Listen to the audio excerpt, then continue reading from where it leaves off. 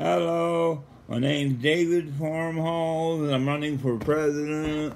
And I think I finally figured out what my error was here on my cards. I wasn't showing one at the end, and doing that, you weren't able to see the number of the number of the campaigns. I'm going to show the card both at the beginning and the end, because at the end it shows the end of the video, and you can't see the number of the campaign. So I'm going to show the number of the campaign at the end so you can tell one from the other. Anyways, I repeat myself on all of these, so it probably don't make any difference having them numbered.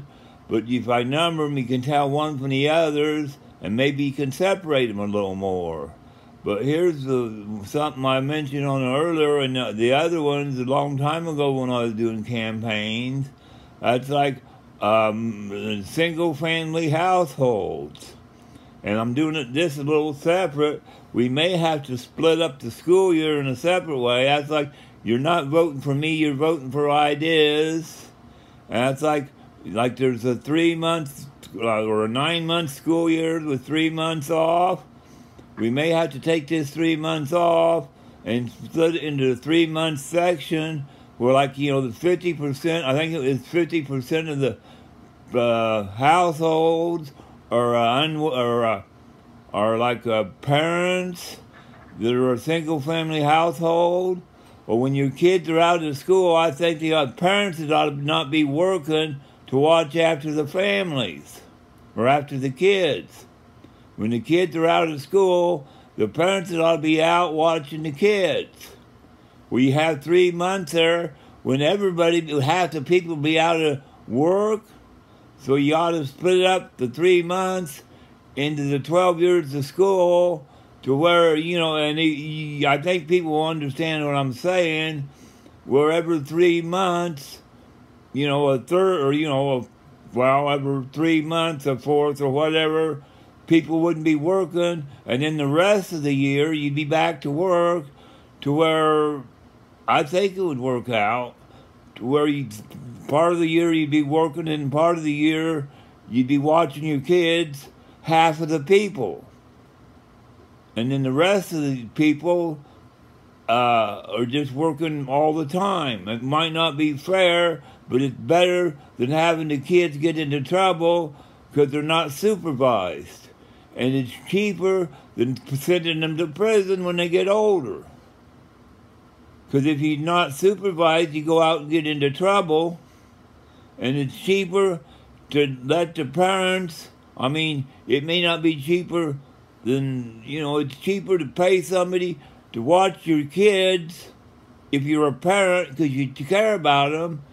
And being that you care about them, you'll keep them out of trouble, I hope, than it is to watch somebody in prison and pay for somebody to watch them for the rest of their lives. But that's just one thought, and I don't know whether other people agree with me, but you'd be electing my ideas rather than electing me. And the reason where this money will come from, and I said it in the video number 3 and 1, 2, 3 and all the other videos, in times of war, you always seem to come up with enough money to fight the war.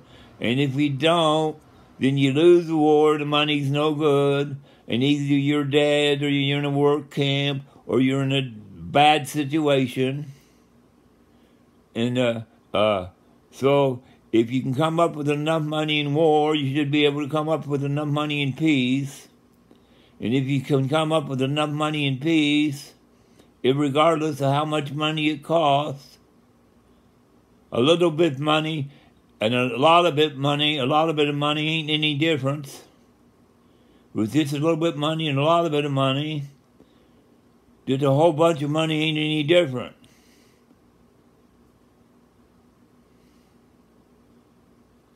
But I don't know, maybe I don't make any sense. But that city that has it, and I was just saying that earlier, oh yeah, out in California when they have an earthquake, The whole state of California gets into big trouble. When you have a disaster, how do they pay for it? They should, the federal government has to go in and have it, pay for it. And so the construction workers are $300 an hour. That'd just be a given. They may get more than that, 60-40, where the company would get 40% on $300 an hour, and the person to get 60% of $300 an hour, and you just go in there, and you may have to get more than that, and build the best highway you can, better maybe, because you got to build it earthquake-proof, and build a better highway system.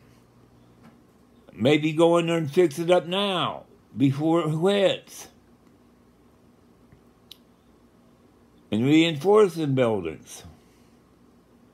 I mean, I don't live out there, so I don't know what they're doing. But, where do you get this money from? In times of war, you don't fret, you don't pinch pennies when you know the enemy's on the way over here. You don't say, well, we can't afford to defend ourselves. You go ahead and defend yourself as best as possible and defeat the enemy. You not so much defeat the earthquake, but you build that building up to where it don't fall on you. You reinforce the building so it don't fall on you when you know there's going to be an earthquake. When you know there's going to be a flood, you build around that building so the flood don't get you. And when your neighbor's house blew away, you go rebuild his house. You don't let him be without. When your neighbor's house burnt down, you rebuild his house, you don't make him sit out in the cold. All these soldiers that are out without houses, we should be building them houses. These veterans, we should be building them houses. These soldiers that had arms dismantled, if we can build $1 million plane that blew the arm off, we should be building robot arms for the soldiers.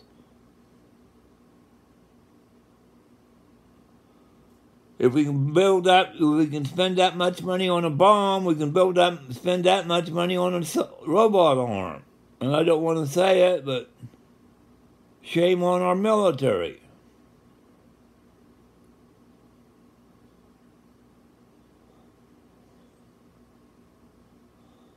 Well, and here I don't want to do any farther. I just want to see if this is the right way to go. So I'm going to hold this up, slide that out, and just hold this up at the end, and see if this is the right way to go. Get that out here, hold that up, hold this over, and shut that off.